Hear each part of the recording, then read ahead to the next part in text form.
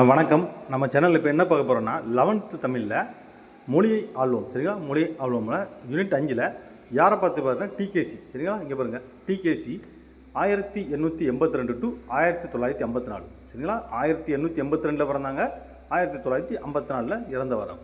அதாவது ரகசியமணி அழைக்கப்படுகிறதும் டிகேசி தான். அதாவது டிகேசி மீனிங் பார்த்தீங்கன்னா டிகே சிதம்பரநாதன். இதுதான் டிகேசி சியோட மீனிங். சரிங்களா? அதாவது தமிழில் எல்லாம் உண்டு, தமிழ் கவி சுவைக்கு ஈடுமில்லை, இணையுமில்லை, தமிழால் அறிவியல் மட்டுமின்றி அனைத்தியல்களும் கற்க முடியும் என சான்றுக்கு எடுத்து சொன்ன பெருந்தகையான ரகசியமணி டிகே சிதம்பரநாதர். இவர் தமது இலக்கிய ரகசியத்தன்மையால் தமிழருக்கும் புத்துணர்வு ஊட்டியவர். சரிங்களா? டிகேசியின் வீட்டு கூட்டத்தில் வட்ட வடிவமான தொட்டுக்கட்டில் ஞாயிறுதோறும் மாலை 5 மணிக்கு கூடிய கூட்டம் இலக்கியத்தை பற்றி அமைப்பு வந்து வட்ட தொட்டி. நம்ம அப்போ வட்ட தொட்டின்னு சொல்லி ஒரு இலக்கியத்தை பற்றி நடத்தினது யாருன்னு கேட்டால் நல்லா பார்த்தீங்கன்னா இதான் முக்கியமான பாயிண்ட். அதாவது யார்? டிகே சிதம்பரநாதன். சரிங்களா? டிகேசி இலக்கிய நாயங்களை சொல்ல கூட்டத்தில் அனைவரும் தங்களை மறந்து இலக்கியத்தை திளைப்பர். தமிழில் இனிமை என்பது மட்டுமே அவர்கள் உள்ளங்களில் நிறைந்திருக்கும். வழக்கறிஞரால் தொழில் புரிவதை விட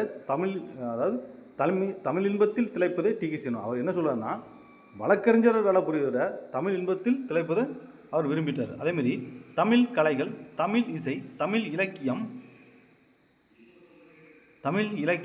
நல்லா பார்த்துக்காங்க, தமிழ் இசை, தமிழ் இலக்கியம்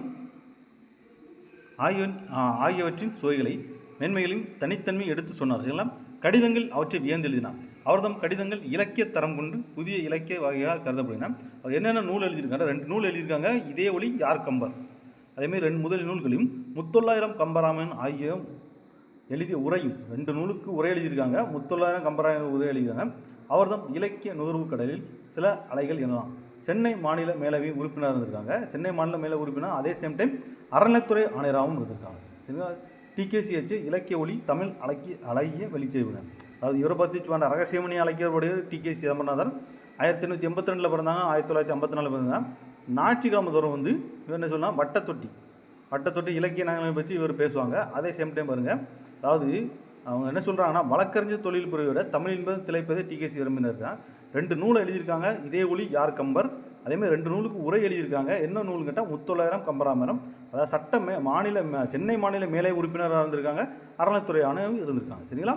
நன்றி நண்பர்களே. அதாவது நம்ம சேனலில் TNPSC, TRB, police, Madras high court exam சம்மந்தமாக படிக்கிறவங்க சேனலை சப்ஸ்கிரைப் பண்ணிக்காங்க.